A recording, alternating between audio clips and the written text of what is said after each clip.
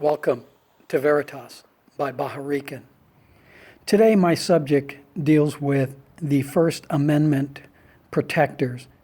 These are folks that go out with 2, 3, 4 cameras on them or a partner with cameras onto public properties such as a city, county, state, or federal building. Now the purpose that they have is to ensure that the First Amendment rights of every American is protected. In recent court cases and through a memorandum issued by the Department of Homeland Security, it has been made clear that if you are on public property, you have the right to film on that property. Now, if you come up against a property that has fencing and it says no trespassing, you can still film that property as long as you are on public access. Let me give you an example. In downtown Los Angeles, there is a federal prison.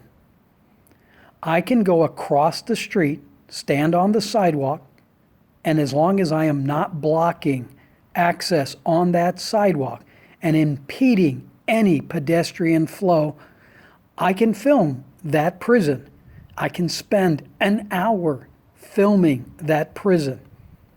Unfortunately, there are places where people, law enforcement people, security personnel, have not gotten the memo. And they'll see an individual filming, and they will come and confront the individual, or they'll call local law enforcement and ask them to confront the individual. But again, let me explain. Through the memorandum issued by the Department of Homeland Security and Supreme Court decisions, as long as you are in a public building, on public property, or standing on public property, which can be a sidewalk, you can film secure areas. That's a tough one for law enforcement because in many areas, obviously somebody has not gotten the memo. And they will confront these First Amendment protectors. And unfortunately, some of the folks are rude on both sides. I have seen First Amendment protectors be rude, nasty, vulgar, and demeaning. And then they wonder why law enforcement or security people retaliate in kind. Now, my recommendation, do what you want to do. But be polite. Somebody walks up to you, simply explain, I am doing my constitutionally protected right of filming. Make sure you've checked plot plans, city, county plans, that you are verified on public property. Make sure you're on a public egress sidewalk. Often side streets may be private property, but the connecting street, if it belongs to a city, county, or state, is deemed public property. So again, you are, as a filmer, confronted by an individual, explain. Beyond that, no, you are not required to provide them with your name or identification. Now, to be safe, I would suggest don't carry it on you.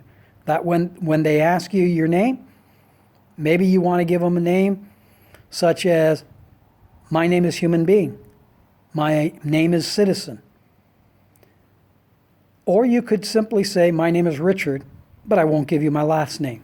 When they, of course, ask, unless it's a stop and frisk state that requires, under any circumstances, an individual to provide identification to law enforcement when asked, you're not required to. For example, the state of Florida has stop and frisk rules, but you must have probable cause. You must have a reasonable suspicion that a person has committed or is about to commit a crime. Here's the sticking point. Suspicion. You can't just say, well, I don't know if you're doing something suspicious. That doesn't count. That's like walking up and say, well, I don't know if you're a good person or a bad person. Okay, I'm telling you I'm a good person. Even then, showing you my ID won't say whether I'm a good person or not, except that they'll use that ID to then run a background check on you. If the state requirements do not allow for that, don't give up your ID.